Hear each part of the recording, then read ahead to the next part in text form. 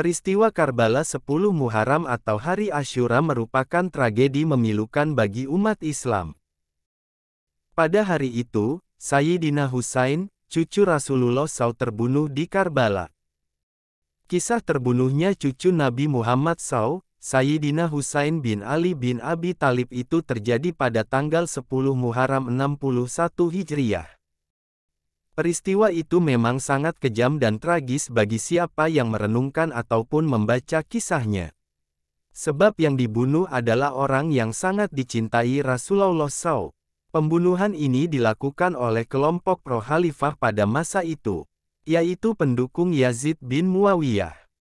Menurut beberapa pakar sejarah, meskipun sebenarnya Khalifah Muawiyah tidak menghendaki tentang pembunuhan itu, para sahabat Nabi yang masih hidup seperti Abdullah bin Abbas, Abdullah bin Zubair, dan sahabat-sahabat yang lain telah mengingatkan Husain untuk jangan berangkat menemui pendukungnya di Kufah, karena kuat kemungkinan hal itu perangkap atas dirinya dan Ahlul Bait.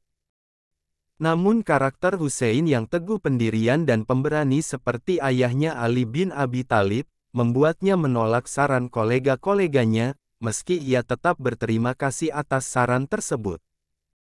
Berangkatlah Husain dari Mekah menuju Kufah bersama rombongan Ahlul Bait sebanyak 72 orang. Sebelum tiba di Kufah, Husain mengutus Qais bin Mas'ur As-Saidawi untuk pergi ke kota tersebut, untuk memastikan kembali situasi Kufah. Namun nahas, Qais bin Mas'ur As-Saidawi tertangkap Ubaidillah bin Ziyad dan pasukannya, lalu ia dibunuh. Saat Qais bin Mas'ur As-Saidawi pergi menjalankan perintahnya, datang kabar kepada Husain tentang kematian Muslim bin Aqil dan situasi Kufah yang telah berubah.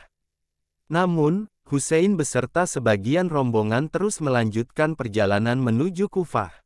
Kabar kedatangan Husain dan rombongannya di dekat perbatasan Kufah disambut dingin penduduk Kufah yang konon lebih dari 100.000 orang menyatakan janji setianya kepada Husain.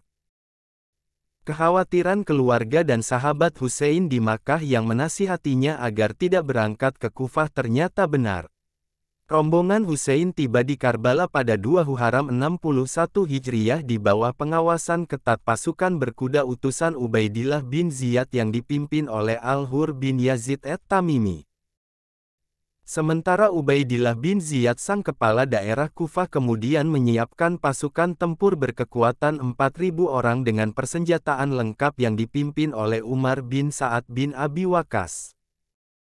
Pada 10 Muharram 61 Hijriah atau tanggal 10 Oktober tahun 680 Masehi, tepat hari ini 1338 tahun lalu, 4.000 pasukan yang dipimpin Umar bin Sa'ad bin Abi Waqqas menyerbu rombongan Husain yang hanya berkekuatan 72 orang, 32 orang prajurit berkuda dan 40 orang pejalan kaki, selebihnya terdiri dari anak-anak dan perempuan.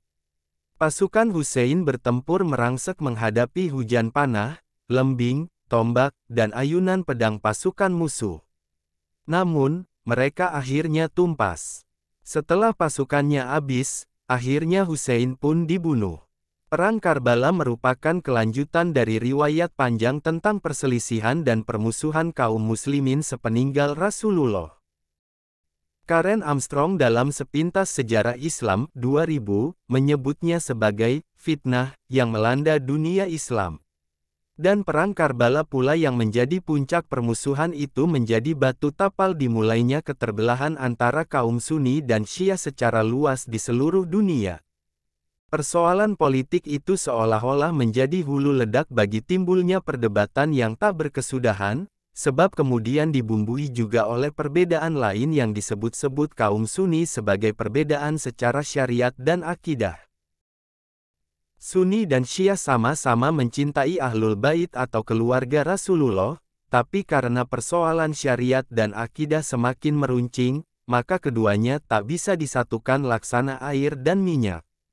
Dalam pengantarnya di buku Al-Husain bin Ali, Pahlawan Besar dan Kehidupan Islam pada Zamannya, 1978, Hamka menerangkan jika dirinya ditanya akan berpihak kemana dalam pertentangan yang terjadi pada masa lalu itu, maka ia mengungkapkan bahwa dirinya akan berpendirian seperti para ulama terdahulu seperti Imam Abu Hanifah, Hasan al-Bishri, dan Umar bin Abdul Aziz yang berkata, itulah darah-darah yang telah tumpah, yang Allah telah membersihkan tanganku dari percikannya, maka tidaklah aku suka darah itu melumuri lidahku.